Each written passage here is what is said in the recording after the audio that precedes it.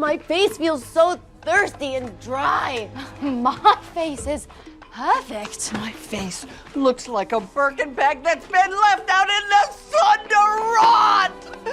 Why? I liked Freakier Friday a lot more than I thought I would. I went in with pretty low expectations. It seemed like yet another legacy sequel we didn't need, but it won me over almost immediately. Lindsay Lohan and Jamie Lee Curtis's on-screen chemistry hasn't skipped a beat. They're still perfectly matched comedic partners, they're still fully believable as a mother and daughter, and they're still so much fun to watch. The Freaky Friday sequel has its flaws. It's not as funny as the first one, and you could probably afford to streamline it by cutting out about 15 minutes, but that's just nitpicking. I had a really good time with this movie, and I'm not even the target demographic. I saw lots of mums with their daughters in my screening. In fact, I think I was the only one in there who wasn't a mother or a daughter, and they all seemed to love it. Nice car. It's totally mine. She thinks you're cute. I do not. Yes, she does. I do. She so does. Dr. Coleman? Oh my God, go. That's my therapist.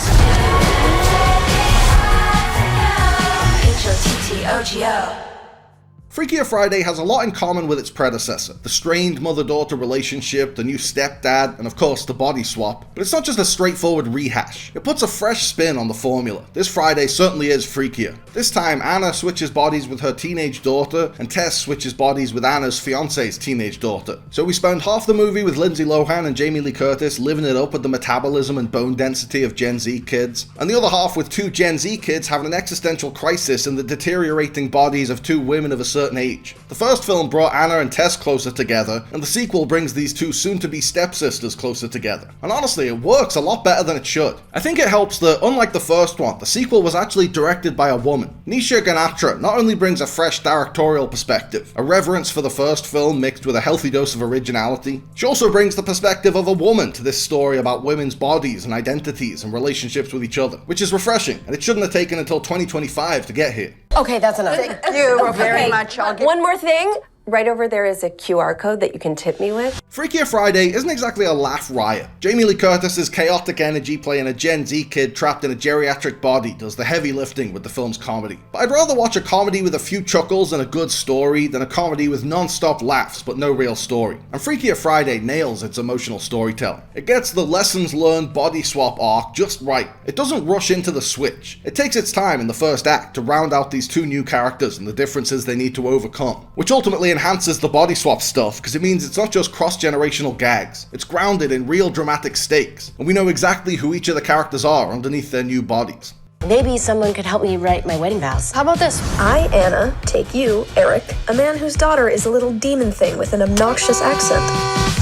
What is taking so long? We wouldn't want to be off schedule, innit? Like a lot of people, I was blown away by Julia Butter's turn opposite Leonardo DiCaprio in Once Upon a Time in Hollywood. That was the best acting I've ever seen in my whole life. And it made me feel old as shit to see her as a teenager in this film. But once I got over that, it was a delightful performance. She recaptures Lohan's mix of rebelliousness and endearing vulnerability from the first film, but modernizes it and puts her own spin on it. There are lots of great supporting players too, like Sherry Cola as a deadpan pickleball announcer, Never Have I Ever's Maitrey Ramakrishnan as a heartbroken pop star, and Vanessa Bayer as the ditzy part-time barista and fortune teller who facilitates the body swap. Stephen Tobolowsky has a fun cameo reprising his role as Anna's stuffy teacher, who's even more bitter now since the school invested his pension in crypto so he can't retire.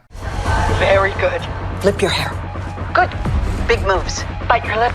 Not your top lip, your bottom lip. I know what this is. You're having a stroke.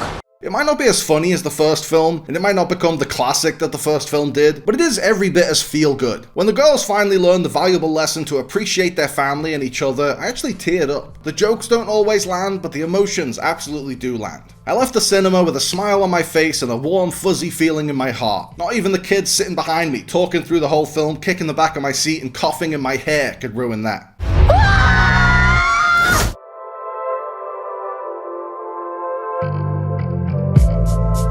Thanks for watching, guys. I hope you liked the video. Remember to like and subscribe and click on the little bell. And also seize the day and call your mom and be kind to yourself.